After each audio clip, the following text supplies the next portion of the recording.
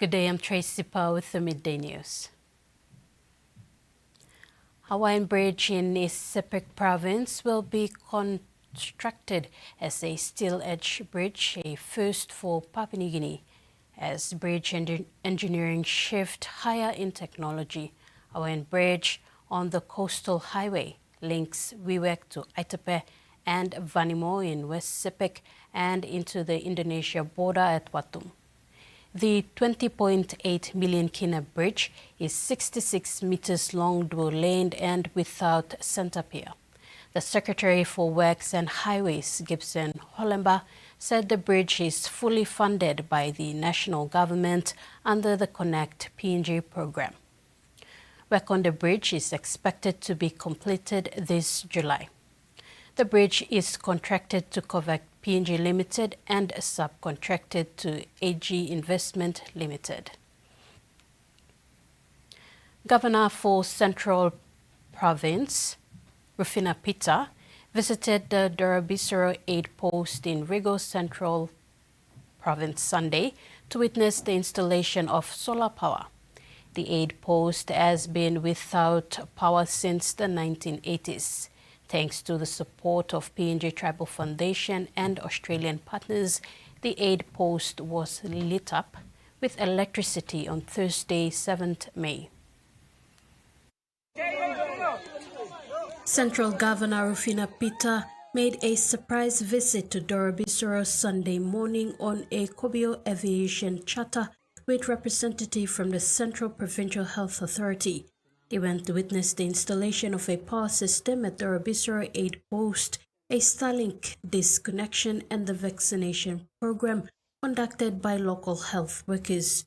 Dorabisero Health Officer Eliza Lofulo gave a rundown of the operations of the aid post, including infrastructure, medical supplies, and expectations moving forward, now that electricity is running through and they have proper storage of medicines. Governor Pita assured the local health team that the aid post and staff houses will be refurbished. Helping law make sure that this is one important economic activity where you by putting money in the pocket of people. Governor Pita also committed to establishing a police post and staff housing. Reverend Sam Isere, pastor of the local United Church, embraced the support for electricity and health. He also expressed to the governor that they need better road access to bigger markets outside to bring their garden produce to the city to sell. He urged the governor to look into this as well. More than 100 children and pregnant mothers have been vaccinated in Dorabisero Village, Central Province, since the vaccination program began on Wednesday, May 6, 2026. 105 children and adults came forward to get vaccinated during the recent two-day vaccination program in the Dorabisero Rigo district. 100 were children, the rest were expectant mothers. Community health worker Eliza Lofulo said some men, women and children walked 2 to 3 hours from neighboring villages to get life-saving vaccinations and other medication. Over the beginning, from 0 to 5 years, and also Bambel Group or Bell Mama wanted.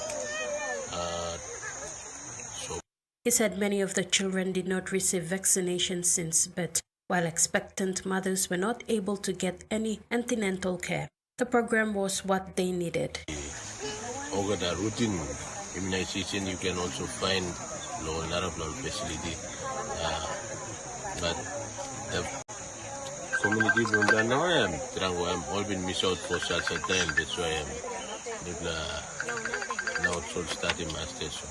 Kauke CBD, a long-time community health worker, said the common disease in Dorabisero is malnutrition in children.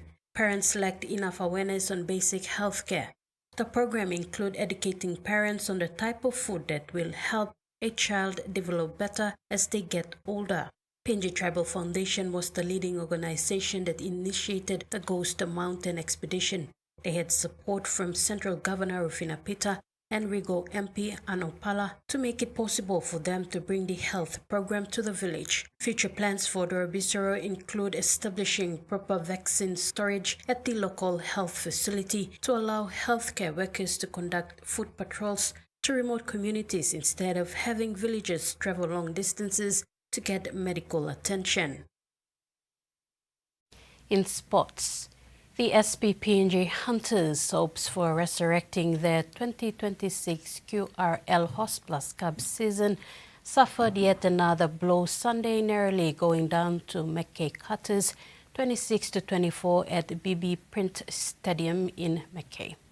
The loss contributed to their downward spiral with 7 losses and only 2 wins. Both teams scored 5 tries apiece. Hunters only kicked 1 out of 5 conversion attempts. Cutters did a little bit better, converting 2 of their 5 tries. This made the difference in the end. Despite of the loss, Hunters winger Meles Banham scored a hat trick, while Clint Lama and Bruce Bawasi contributed a try each. Here are the highlights of the match. PNG, Mavoko, Sonny Wabo gets the pass away. The numbers were too strong there. Lama tips it off. And Miles Barlow, this is the side. They cashed in early on. Sonny Wabo with the grubber kick. Petzner fumbles the ball. Time goes to the air. Miles Barnum, what price a hat trick 10 minutes in. He gets the ball again. The winger for the Hunters turns it back on the inside. This could be a try. This could be their third in 10 minutes. Oh, what a start by the Hunters. Hooker duties here. They go out to the right. It's Bignall. Oh, steps straight away. And they cash in on their first set of 6, and this point-scoring shootout continues. Out the back, Mason Kira, he'll be too hard to stop from there. The big body from the Cowboys. The cutout pass, Petzner, grubber kicks, and he could score! Oh, how about that for some quick thinking? Bignall, the halves combined. This is danger signs for the PNG. Bignall just can't reach out. 6 balls to call. Fogarty's looking for a runner off the line, and crashing down is Mulaney. Mavoko, Sonny Wabo, they combine. Clint Lama. Oh, Miles thought he had scored. What's the touch shot's going to come up with? I think it's a try. They're celebrating, the Hunters team. Fogarty. His forwards overran him, decided to go himself. Gets him 30 centimetres short. Mulaney for back-to-back tries. Has he scored again? I think he has. The referee. Nutlik put a bit out of position. Bounces over his head. The Hunters get the ball, drop it back. Oh, what an amazing try. Wreak havoc. They had so much success going at Toby Miller in the opening couple of minutes. We just haven't gone back there. So let's get some hard running and then go out to that edge and trouble Toby Miller a little bit more, because, I mean, they've scored points that way. Why not continue? The most important thing for the Hunters is not to give away a penalty, because that's what's cruelling them. East New Britain Agma Gurriers have maintained their home ground advantage after an emphatic 28-18 victory over 2025 defending premiers Leys Next Tigers at the Rabaul Queen's Park on Saturday 9th May. Gurriers led 16-8 at half and continued their dominance in the second, adding 12 more points to their tally to seal their third win in front of their home crowd. Gurriers have lost their last 2 away games against Candace in round 1 in Leigh and the Barries in round 4 last week in Port Moresby. The Gurriers are confident of recording their first away game when they face Galfiso in Port Moresby next weekend in round 6 of the Digicel ExxonMobil Cup. Meanwhile, in other results, Mount Hagen Eagles upset the Barries 18-16 in Minch to pick up their win of the season. Candace have continued their fairy tale start to their debut season with a 26-12 victory over Galfiso in Midday. Papua New Guinea's Barramundis delivered a dominant performance to defeat South Korea by 136 runs in match 6 of the ICC Men's T20 World Cup East Asia Pacific qualifier in Japan on Saturday, 9th May. Tony Ura produced an unbeaten 106 runs of 55 balls, helped to guide PNG to a commanding finish as Barramundi's bowling attack dismantled South Korea. PNG Barramundis delivered a commanding 136-run victory over South Korea national cricket team in the ICC Men's T20 World Cup East Asia Pacific qualifier in Japan, strengthening their push for qualification to the next stage of the World Cup pathway. PNG's innings was built around a superb opening partnership between Tony Ura and Sese Bao. Ura played an explosive knock, smashing 8 boundaries and 4 sixes to claim the player of the match. Bao provided strong support from 59 runs from 41 deliveries, including 5 fours and 2 sixes, as the pair combined for a crucial 137 runs stand at the top of the order. The Barramundis maintained momentum throughout the innings, with Ryan Ani scoring 9 runs on his international debut, Leka Siaka adding 5 and Patrick Noel finishing unbeaten on 8 as PNG closed on a formidable total of 197 runs.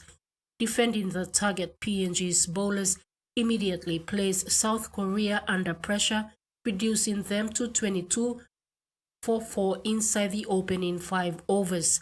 Fast bowler Awe Oru led the attack with outstanding figures of 4 for 11 from 4 overs, removing key top-order batsmen and preventing any recovery. PNG now shifts focus on its next qualifier match against the Cook Islands as the Barramundis continue their campaign in Japan.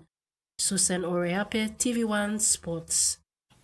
The PNG Barramundis have officially secured their place in the Super 6 stage of the ICC Men's T20 World Cup East Asia Pacific qualifier in Japan after finishing top of their pool following a strong opening round campaign.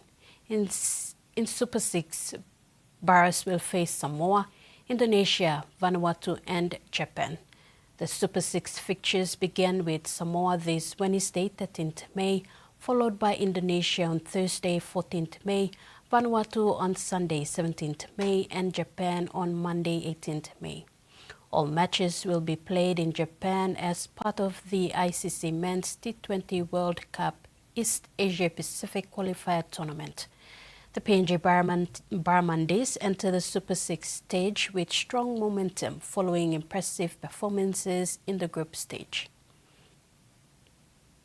And that ends the midday news. Do join us at 6 tonight for more news and sports. Bye for now.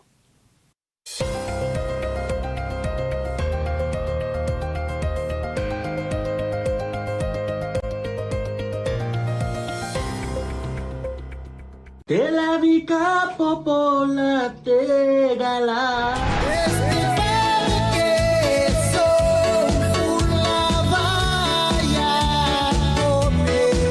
One Talk Jam, bringing you local music, Island sun got you glowing, baby, all over.